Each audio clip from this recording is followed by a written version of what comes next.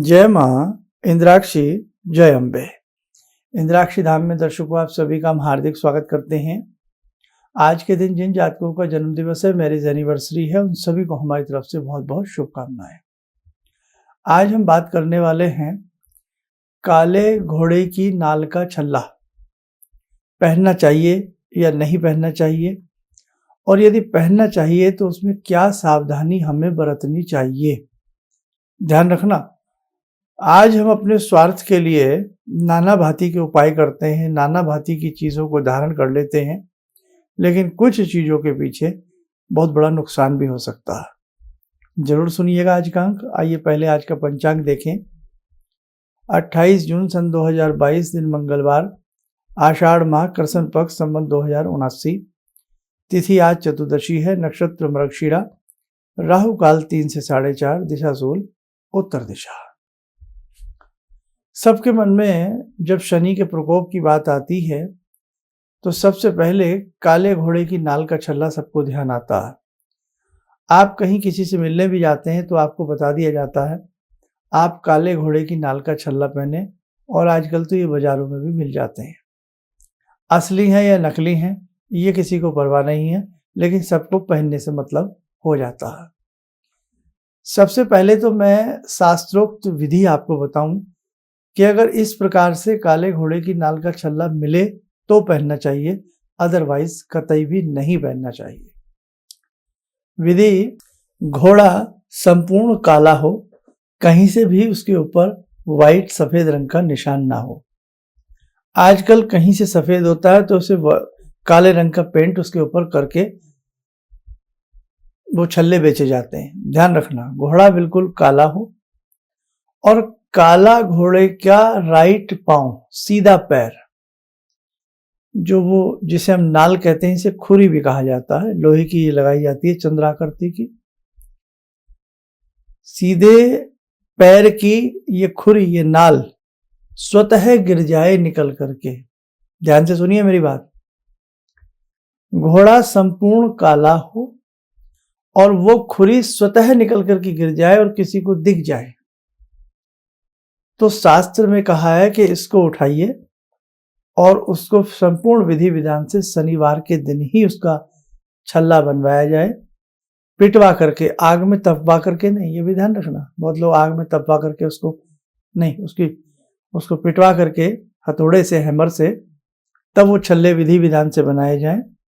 शनिवार के दिन बनाया जाए और उजाले पक्ष के शनिवार के दिन में 12 बजे के आसपास शनि देव का पूजन करके, संपूर्ण विधि विधान से उस छल्ले का पूजन करके तब उसको धारण किया जाए। ये ध्यान रखना। अब हम करते क्या है, हम देखते हैं कि घोड़ा कहीं पर भी काला मिल जाए, चाहे उस पर सफेद पेंट उसके पेट के ऊपर कर, हमने ऐसा बहुत देखा है। ये काले घोड़े को लेकर के कहीं भी दाएं बाएं चौरस्ते पे कहीं भी खड़े हो जाते हैं। कहीं से घोड़ा सफेद भी होता है तो उसका पेट या कहीं कान सफेद है, उससे पेंट कर दिया जाता है, और उसके पैर को पकड़ करके ड्रामा करते हैं वो ठोकने का। और जिन लोगों को काले घोड़े की खुरी का महत्व पता होता है, उनके मुंह में पानी आ जाता है कि वाह, आज तो काला घोड़ा मिल गया, और ये खुरी भी लगा रहा है। अब सोचो, वो कहीं वीराने में खड़ा होता है, चौक पर खड़ा होता है, रास्ते में खड़ा होता है, और पैर उठा करके वो एक्टिंग कर रहा होता है। तो वो वहां क्यों कर रहा है ऐसा? वो स्थान उसका नहीं है, और ना ही ऐसे खुरी लगाई जाती है। उसके लिए बाकायदा तरीके से पशु की टांगे बांध करके तब उसको किया जाता है, ऐसे नहीं किया जाता। समझे आप? वो बड़े विधि विधान से किया जाता है। अब आप उससे कहते हैं, मोल तोल करते हैं, भैया ये खुरी हमें दे दो। अब वो देखता है कि हाँ भाई, पंछी शिकार हो गया, पंछी फंस गया, आपसे तोल मोल होता है, 1000-1500 में, 500 में, जितने में भी सौदा टिकता है, आप उसे खरीद लाते हैं। जबकि वो खुरी ना कभी उसने घोड़े ने यूज की है, वो जबरदस्ती उसमें कील अध कचरी ठोक करके रखता है, और आपको दिखाने के लिए उस जंबूड़ से, एक प्लास जैसी चिमटे जैसी आकृति से उसको निकाल देता है। आपको पूरी तसल्ली हो जाती है कि मेरे सामने निकाली है, काला घोड़ा था साहब, मेरे सामने खड़ा था साहब, मेरे सामने उसने उसको निकाला। तो वो आपके सामने ही सब कुछ होता है, लेकिन आपके सामने सारा ड्रामा होता है, नौटंकी हो रही होती है, और आप उसे घर ले ला करके फिर न जाने क्या क्या के धूप दीप दे करके आप उसे पहन लेते हैं। भैया ऐसे नहीं होगा। हमारे धर्म में यही चीज़ हो रही है कि होता कुछ नहीं, फिर कह देते हैं ये तो सब अंधविश्वास है, ये सब ढकोसले हैं। अरे शास्त्र में क्या लिखा है, ऋषियों ने क्या कहा है, उसे समझने को कोई तैयार नहीं। सबने अपने अपने ग्रंथ खोल लिए, सबने अपनी अपनी भाषा बना ली, सबने अपने अपने पकवान पका लिए, अपनी अपनी विधि बना ली। ऐसे नहीं होता, समझे आप। इस चीज को आप लोग अच्छे से ध्यान रखें, तब वो काम करेंगे तो लाभ मिलेगा। दूसरी बात, खतरनाक बात, जहां ये खुरी ठोकी जाती है उसमें वो देख लेता है कि कहां तक गुंजाइश है उस कील को ठोकने की, और वो बड़े हिसाब से ठोक करके उस नाखून से पार लाते हुए उसको कील को मोड़ करके काट देता है, खुरी ठोकने वाला, नाल ठोकने वाला। लेकिन वो बेचने और खरीदने की ताक में बार बार एक डुप्लीकेट ड्रामा करके कील ठोकता है, कील निकालता है, कील ठोकता है, कील निकालता है। आप गए, फिर कोई किसी और चौक पर जाकर खड़ा हो जाता है, कुछ दिन के लिए शहर बदल लेता है, नौटंकी चलती रहती है और पशु बेचारा परेशान होता रहता है। शनि न्याय के देवता हैं, हम उस पशु पर भी अन्याय करवा रहे हैं। अगर हम नहीं खरीदेंगे तो वो ये नौटंकी नहीं करेगा, समझे आप। इसलिए मेरी आप सबसे प्रार्थना है, इस प्रकार से यदि आप न्याय के देवता को प्रसन्न करना चाहते हैं, साढ़े सती हो, ढैया हो, किसी चीज को उतारना चाहते हैं, तो ऐसे कुछ नहीं होगा। अब रही दुकानदारों की बात, मुझसे बहुत लोग नाराज हो जाते हैं क्योंकि सत्य बताना पड़ता, लेकिन सत्य विचलित हो सकता है, सत्य हार नहीं सकता, है ना। आप मेरे अपने हैं, मुझे तो बताना है, आप लोगों की आंखें खोलनी है। अब दुकानदारों ने इतने सारे छल्ले ला करके रख रखे हैं, वो पता नहीं संडास की बाल्टी के हैं, किसी टूटी हुई बाल्टी के बना रखे हैं, किसके बना रखे हैं, भगवान जाने। समझ रहे ना मेरी बात भाई, क्लियर कह रहा हूं मैं तो। लोहे के छल्ले हैं, कहाँ से बन के आने, खरीदे गए, और हम जैसे उसे, हालांकि वो सस्ते बिकते हैं, बहुत महंगे नहीं बेचे जाते, 5-10 रुपए के, 20 रुपए के वो बेच दिए जाते हैं। तो देखो, अगर कोई भी हमें दुकानदार ये कह के बेचता है कि भाई ये देखो लोहे का है, अब इसे आप पहनो ना पहनो आपकी इच्छा है, तो वहां किसी की कोई गलती नहीं, ना दुकानदार की गलती है, ना लेने वाले की गलती। लेकिन इतने सारे छल्ले हों और ये कह के बेचे जाएं ये सब भाई साहब काले घोड़े की नाल के बने हैं, तो वहां कहीं ना कहीं संदेह उत्पन्न लाजमी है। क्योंकि किसको काला घोड़ा भागता दिखे, किसको उसके सीधे पैर की खुरी निकलती दूर गिरे, ये सौभाग्य की बात है। तो मेरे साथ को ध्यान रखना, अगर शनि को प्रसन्न करना है तो आपसे प्रार्थना करता हूं, शनि के स्तोत्र पढ़िए, शनिदेव का दान करिए, शनिदेव की पूजा करिए, पीपल पर जल चढ़ाइए, ऑक्सीजन के भंडार हैं, आपसे प्रसन्न होंगे, है ना।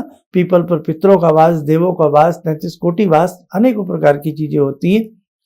और उसी के साथ साथ किसी मर्मज्ञ से मिलकर के अपनी कुंडली दिखावें या हाथ की रेखा दिखा करके जान लें कि वास्तव में शनि किस प्रकार के हैं। तो पूजा पाठ भक्ति से जुड़े उपाय करिएगा, आपको बहुत अच्छा लाभ मिलेगा। और यदि ज्यादा ही शौक है तो फिर लेबोरेटरी टेस्टेड बढ़िया वाला नीलम धारण करिए। अगर भगवान ने गुंजाइश दी है तो फिर काले घोड़े की नाल के चक्कर में मत पड़िए, सीधा नीलम धारण करिए। लाखों में आता है, कोई बात नहीं, जब शौक है और शनि से डर है तो जरूर पहनिएगा आप।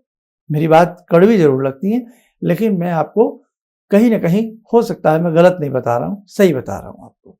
इसलिए मेरे साथ को ध्यान रखना, ऐसे काले घोड़े की नाल के छल्ले कदापि आप लोग मत पहनना। एक गलती और कर जाते हैं लोग बात, कि आप अपने वजन के बराबर काले कोयले पानी में डाल दीजिए, ये भी तरीका गलत है। भाई हम जल प्रदूषण कर रहे हैं, कोयला पानी में डाल रहे हैं, ये भी सही नहीं है। क्यों डाल रहे हैं? हम शनि को प्रसन्न कर रहे हैं ना। उससे तो बेटर है कि हम अपने वजन के बराबर काली दाल है, काला चना है, उसको बॉईल करके बांट दें।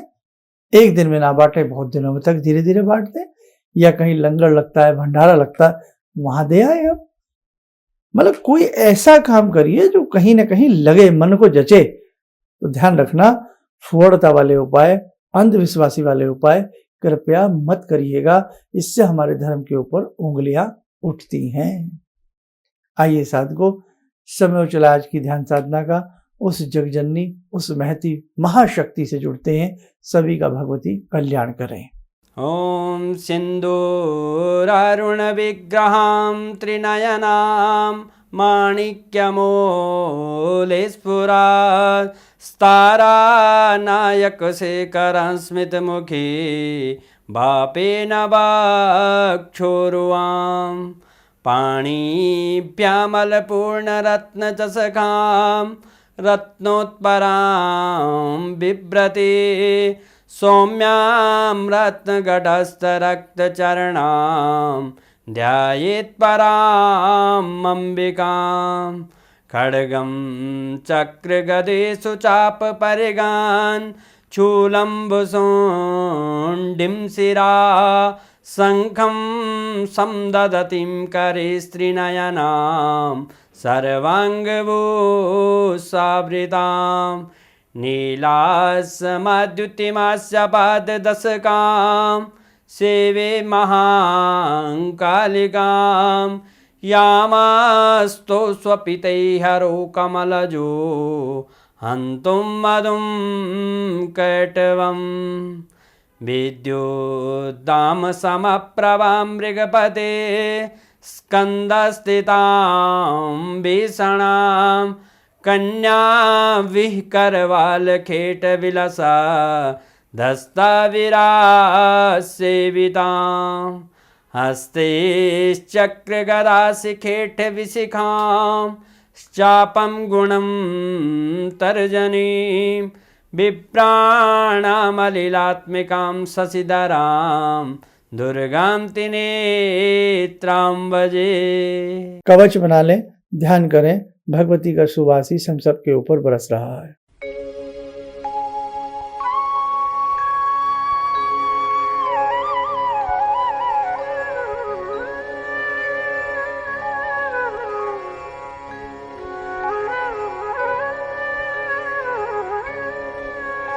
ओम बोलते हुए नेत्र खोलें, सामान्य हो जाएं। देखो साधकों, जिन जिन साधकों की वैदिक पत्रिकाएं संस्थान से बनने के लिए आती हैं, स्टेप बाय स्टेप सबको भेज रहे हैं और आप लोगों का बहुत मन है कि हम भविष्य में शर्मा जी के साथ सेमिनार में बैठें, आवें, करें, तो सारी रूपरेखाएं तैयार हो रही हैं और एक बहुत ही अच्छी रूपरेखा आपके घर घर तक आने की हम तैयार कर रहे हैं और आपको जैसे ही वो पूरा प्लानिंग हो जाएगा फिर हम आपको बताएंगे। आप स्वस्थ रहें, सुखी रहें, इन्हीं शुभकामनाओं के साथ हम अपनी वाणी को विराम देते हैं। जय जय अम्बे। मैं मंची कवि हूँ बेसिकली। मुझे बहुत दिनों से इस बात की तलाश थी कि मैं कभी कोई गलती करूँ तो कोई ऐसा व्यक्ति मेरे ऊपर हो जो उसको बचाए, क्योंकि गलतियाँ तो होती हैं। और आज के कार्यक्रम से मैं दावे से कह सकता हूँ कि मेरी वो तलाश आज पूरी हो गई।